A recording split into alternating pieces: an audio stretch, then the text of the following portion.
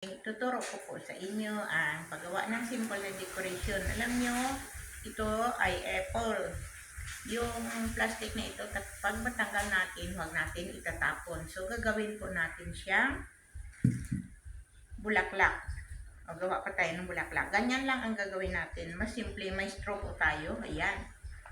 Ganyan. And then, after that, kumuha kasi yung pantali ko, rubber lang ang pantali ko. Pwede naman pag may scotch tape, ayan. Talian po natin. Ganyan.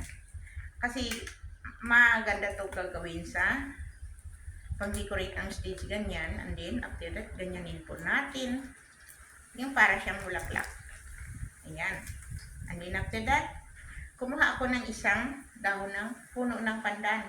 Kasi may nagawa na rin ako. Ayan. Ang gagawin ko ngayon, ay akin po siyang itusok dito kasi maganda ito para pang decorate ng stage, ganyan.